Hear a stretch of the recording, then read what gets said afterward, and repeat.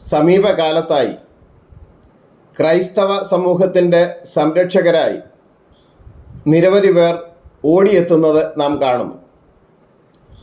എല്ലാ രാഷ്ട്രീയ പ്രസ്ഥാനങ്ങളും ഞങ്ങളാണ് ക്രൈസ്തവ സമൂഹത്തെ സംരക്ഷിക്കുന്നത്, ഞങ്ങളാണ് ക്രൈസ്തവ സമൂഹത്തിൻ്റെ സംരക്ഷകർ എന്നൊക്കെ പറഞ്ഞ് വീരവാദം മുഴക്കുന്നുമുണ്ട്. ഈ സാഹചര്യത്തിൽ കേരള സംസ്ഥാനത്ത് ക്രൈസ്തവ സമൂഹത്തിനെതിരെ കേരള നിയമസഭ കാട്ടിക്കൂട്ടിയ കേരളത്തിലെ ഭരണ പ്രതിപക്ഷ കക്ഷികൾ, തുറന്നു പറഞ്ഞാൽ UDFും LDFും കാട്ടിയ ഒരുമിച്ച് നിന്ന് ചെയ്ത ചില നീതി നിഷേധങ്ങളുടെ ചരിത്രം അത് മറക്കുവാൻ നമുക്ക് കഴിയുകയില്ല. സമീപകാലത്ത് നടന്നതിൽ ആദ്യത്തേത് എന്ന് പറയുന്നത് സംസ്ഥാന ന്യൂനപക്ഷ കമ്മീഷൻ നിയമത്തിൽ വരുത്തിയ ഭേദഗതിയിലാണ്. സംസ്ഥാന ന്യൂനപക്ഷ കമ്മീഷൻ രൂപീകരിച്ചപ്പോൾ നമുക്കറിയാം, ദേശീയ തലത്തിൽ ന്യൂനപക്ഷ കമ്മീഷനിൽ ചെയർമാൻ, വൈസ് ചെയർമാൻ ഇവ കൂടാതെ ഇന്ത്യയിലെ എല്ലാ ന്യൂനപക്ഷ വിഭാഗങ്ങളിൽ നിന്നും ഓരോ പ്രതിനിധികൾ വരണം എന്നതാണ് ആക്ടിൻ്റെ പ്രത്യേകത. അതുപോലെ തന്നെ കേരള സംസ്ഥാന ന്യൂനപക്ഷ കമ്മീഷൻ നിയമം കൊണ്ടുവന്ന സമയത്ത് ചെയർമാൻ ഒരു മൈനോറിറ്റി കമ്മ്യൂണിറ്റിയിൽ നിന്നാണെങ്കിൽ രണ്ടാമത്തെ അംഗം മറ്റൊരു മൈനോറിറ്റി കമ്മ്യൂണിറ്റിയിൽ നിന്നാകണം എന്ന് വ്യക്തമായി പറഞ്ഞിരുന്നു. എന്താണ് അതിൻ്റെ ഉദ്ദേശശുദ്ധി എന്ന് ചോദിച്ചാൽ, കേരളത്തെ സംബന്ധിച്ചിടത്തോളം നമുക്കറിയാം, പ്രധാനമായും രണ്ട് ന്യൂനപക്ഷ വിഭാഗങ്ങളാണുള്ളത്, മുസ്ലിം സഹോദരങ്ങളും ക്രൈസ്തവരും. അങ്ങനെ വരുമ്പോൾ ചെയർമാൻ ഒരു ന്യൂനപക്ഷ വിഭാഗത്തിൽ നിന്നാണെങ്കിൽ അവിടെ പറഞ്ഞിരിക്കുന്നത് chairman should be from A minority community എന്നാണ്. എന്നാൽ രണ്ടാമത്തെ അംഗത്തെക്കുറിച്ച് പറഞ്ഞിരിക്കുന്നത് the second member should be from another minority community, മറ്റൊരു മൈനോറിറ്റി കമ്മ്യൂണിറ്റിയിൽ നിന്ന്. ചെയർമാൻ ഒരു മുസ്ലിം വിഭാഗത്തിൽപ്പെട്ട സഹോദരനാണെങ്കിൽ രണ്ടാമത്തെ അംഗം ക്രിസ്ത്യാനി ആയിരിക്കണം എന്നൊരു പൊതുധാരണയാണ് അവിടെയുള്ളത്. മൂന്നാമത്തെ അംഗം ആരായാലും മതി, അത് വനിതയായിരിക്കണം. ഇപ്രകാരം രണ്ട് വിഭാഗങ്ങൾക്കും പ്രാതിനിധ്യം ലഭിക്കത്തക്ക രീതിയിൽ വളരെ മാന്യമായി ഈ ആക്ട് കൊണ്ടുവന്നു. എന്നാൽ കഴിഞ്ഞ LDF സർക്കാരിൻ്റെ കാലഘട്ടത്തിൽ മന്ത്രി ജലീൽ ഇതങ്ങ് അമെൻഡ് ചെയ്തു. ജലീൽ എങ്ങനെയാണ് അമെൻഡ് ചെയ്തത് എന്ന് ചോദിച്ചു കഴിഞ്ഞാൽ, ഫ്രം അനദർ മൈനോറിറ്റി കമ്മ്യൂണിറ്റി എന്നതിലെ അനദർ അങ്ങ് മാറ്റിയതിന് ശേഷം അവിടെയും എ മൈനോറിറ്റി കമ്മ്യൂണിറ്റി എന്നാക്കി. എന്ന് പറഞ്ഞാൽ രണ്ടാമത്തെ അംഗവും മൈനോറിറ്റി കമ്മ്യൂണിറ്റി എന്നാകണമെന്നേ ഉള്ളൂ.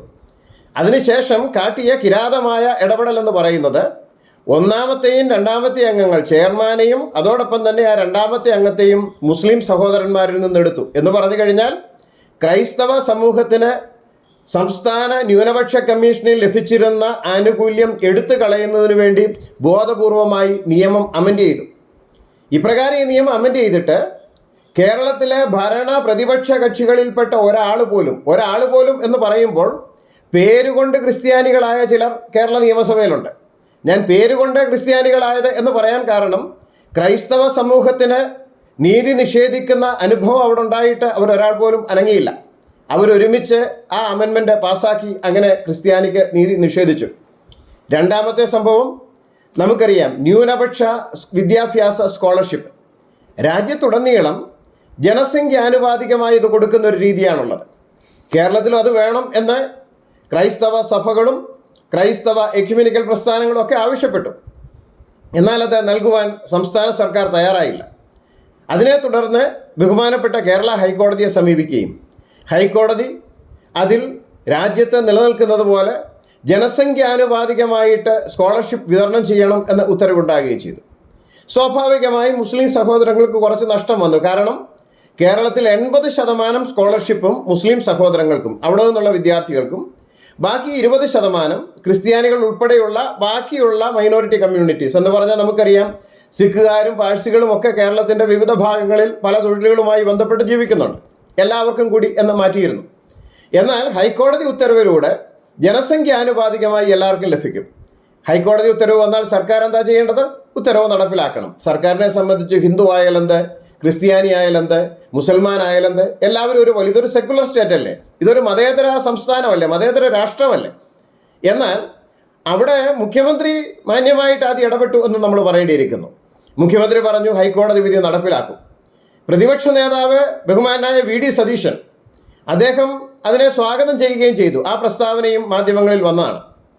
എന്നാൽ ആ പ്രസ്താവന വന്ന് മണിക്കൂറുകൾക്ക് ശേഷം പ്രതിപക്ഷ ഉപനേതാവ് കുഞ്ഞാലിക്കുട്ടി അദ്ദേഹം പ്രതിപക്ഷ നേതാവ് കാര്യങ്ങൾ മനസ്സിലാക്കാതാണ് ഇടപെടുന്നത് എന്ന് പറഞ്ഞു.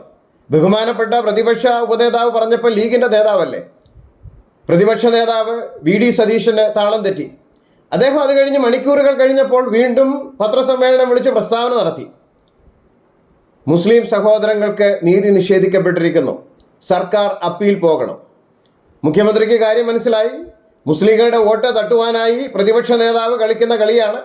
ക്രിസ്ത്യാനികളുടെ വോട്ട് കിട്ടിയില്ലെങ്കിലും കുഴപ്പമില്ല, എണ്ണത്തിൽ കുറവാണല്ലോ, അതുമാത്രമല്ല ക്രിസ്ത്യാനികളുടെ വോട്ട് കോൺഗ്രസിൻ്റെ വോട്ട് ബാങ്കാണ് എന്നൊക്കെ പറഞ്ഞ് നടക്കുന്നുണ്ടല്ലോ.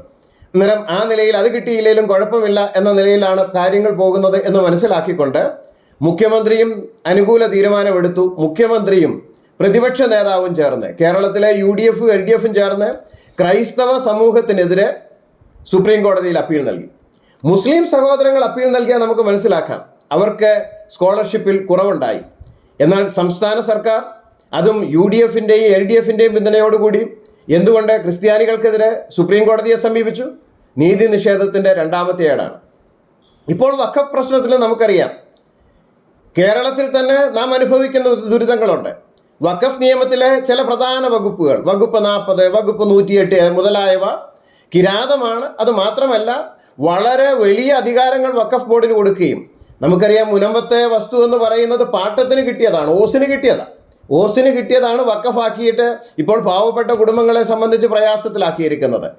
അങ്ങനെയുള്ള ഭൂമിയിൽ പോലും നടപടിയെടുക്കുവാൻ കഴിയുന്ന രീതിയിലേക്ക് വഖഫ് ബോർഡിന് അധികാരം നൽകുന്നതായിട്ടുള്ള വകുപ്പുകൾ നീക്കം ചെയ്യണമെന്ന കേന്ദ്ര സർക്കാരിൻ്റെ അമെൻമെൻറ്റിനെ ഇവിടെ UDFും LDFും ഒരുമിച്ച് എതിർത്തിരിക്കുകയാണ്.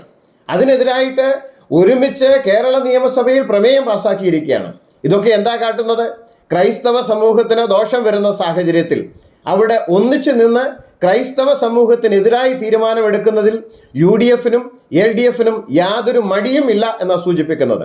അതുകൊണ്ട് ബഹുമാനപ്പെട്ട രാഷ്ട്രീയ നേതാക്കന്മാരോട്, UDFൻ്റെയും LDFൻ്റെയും നേതാക്കന്മാരോട് ഒന്ന് പറയുവാനുള്ളത്, ഇന്നലെ ചെയ്ത ഒരബദ്ധം മൂഢർക്ക് ഇന്നത്തെ ആചാരമാകാം, നാളത്തെ ശാസ്ത്രമതാകാം, അതിനുത്തരം മൂളായക രാജൻ എന്ന മഹാകവി പാടിയത് ഇപ്പോഴും ഞങ്ങൾക്ക് ഓർമ്മയുണ്ട്. അതുകൊണ്ട് ഇന്നലെ പറ്റിയ അബദ്ധം ഇനിയും ഞങ്ങൾക്ക് പറ്റണം എന്ന് നിർബന്ധമില്ല. തട്ടിൽ പിതാവ് അതുകൊണ്ടാണ് പറഞ്ഞത്, ഇതുവരെ വോട്ട് ചെയ്തവർക്ക് ഇനി വോട്ട് ചെയ്യണം എന്ന് നിങ്ങളെ ശഠിക്കരുതെന്ന്. അതുകൊണ്ട് നിങ്ങൾ തിരുത്താൻ തയ്യാറായില്ലെങ്കിൽ, വീണ്ടും ആവർത്തിക്കുന്നു, UDFും LDFും ക്രൈസ്തവ സമൂഹത്തോടുള്ള അവരുടെ നിലപാട് തിരുത്തുവാൻ തയ്യാറായില്ലെങ്കിൽ ചിലപ്പോൾ ചിലതൊക്കെ രാഷ്ട്രീയ സമവാക്യങ്ങളിൽ മാറ്റമുണ്ടാകാൻ കാരണമാകും. അത് മനസ്സിലാക്കിക്കൊണ്ട് ഇടപെടണം എന്ന് വിനീതമായിട്ട് അഭ്യർത്ഥിക്കുകയാണ്.